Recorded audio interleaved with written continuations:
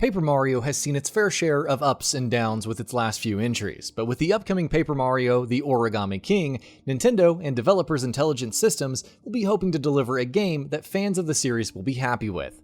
What we've seen of the game so far looks promising, and with its release right around the corner, in this feature we'll be talking about key pieces of information that you should know about the game. So with all that said, let's jump right in.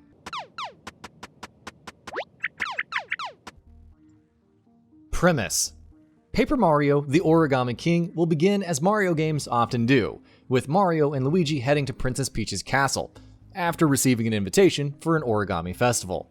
Things go wrong, however, with the dastardly King Ollie turning Princess Peach into origami, and setting a plan into motion to do the same to the entire world and refold it. With the help of various characters, Mario sets out on a journey to defeat King Ollie and put a stop to his plans. Characters.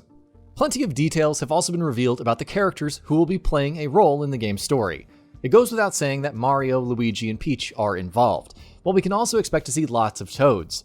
We've spoken about King Ollie as well. Meanwhile, Mario will also be joined by unlikely companions. There's Olivia, the sister of King Ollie, who's looking to stop her brother's plans. Meanwhile, even Bowser is affected by King Ollie's plans after his minions turn into the Folded Army and betray him, thus leading him to an unlikely alliance with Mario in their fight against King Ollie. Others such as Bob-omb, Shy Guys, and more have also been revealed.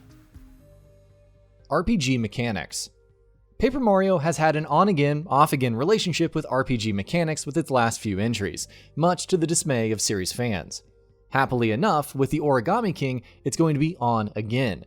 It's been confirmed that the game will return to the action RPG roots that endeared millions to previous older Paper Mario games.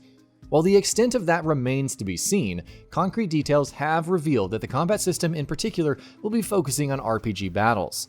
What exactly can we expect from that? Well, let's talk about that for a bit. Combat. As always, you'll see enemies in the game's overworld, and attacking them in the overworld will grant you an extra attack in the battle. But what about the battles themselves? Well, Paper Mario, the Origami King, is going to employ a ring-based combat system. Enemies will appear in a circle around Mario, and players will have control over various rings. You will essentially have to move these rings around in order to line up enemies, not only to get more of them with your attacks, but also because doing so will increase your attack power. There will be a time limit to setting up the rings and lining up enemies, but spending coins that you've collected while exploring the overworld will allow you to increase that time a little bit. More combat details. There's other intriguing stuff to know about combat in the Origami King as well. For instance, on top of using Mario's abilities and attacks, players will also be able to call on Toads for battle aids.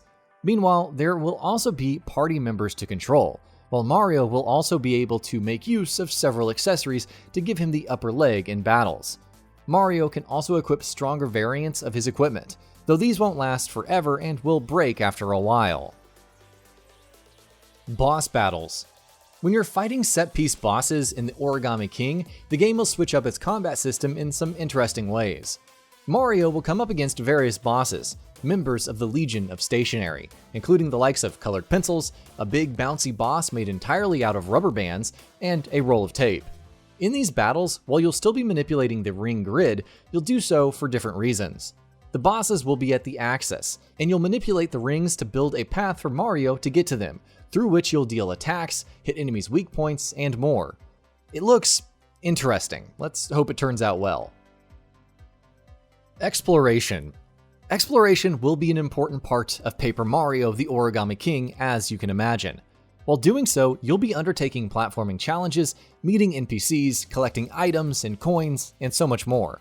It also looks like there'll be plenty of environmental variety in the game. We've already seen quite a few locations. Players will be traversing the sea with a boat, the skies with airships, visit deserts, forests, frozen mountains, autumn mountains, beaches, theme parks, and locations that fans of the series will appreciate, such as Mario's own house, and of course, Princess Peach's castle. Environmental interaction. Another aspect of exploration that will be an important part of the gameplay will be puzzle solving, and unsurprisingly, you can expect many of these puzzles to be paper-themed, like much else in the game. Companion characters will help Mario solve various puzzles, in addition to helping out in combat, of course, while Mario himself will also have some new abilities at his disposal for this purpose. One of these, courtesy of Olivia, will be the 1000-fold arms, using which Mario will be able to reach out and tear out parts of the paper environment in order to reveal various secrets. Toads. Something else that players will have to keep an eye out while exploring the game's overworld other than puzzles and collecting coins and items will be various all too familiar toads. Mario will come across various toads in the overworld, who will be folded into various shapes. Rescuing them will present you with various advantages, such as being able to spend coins during combat to call these rescued toads to your aid, such as attacking enemies or healing Mario. Toads can also be called upon to help out with puzzles, so keep an eye out for them in the overworld. Toad Town. Any toads you rescue in the game's overworld will also head back to Toad Town, where some of them might open up shops. In fact, it seems like Toad Town is going to be an explorable location within the game. Though footage of it has been scant, we have seen glimpses of it and locations within it, in what Nintendo have shown of the game so far. How in depth the town will go and how much the rescued toads will play into it from a mechanical perspective remains to be seen.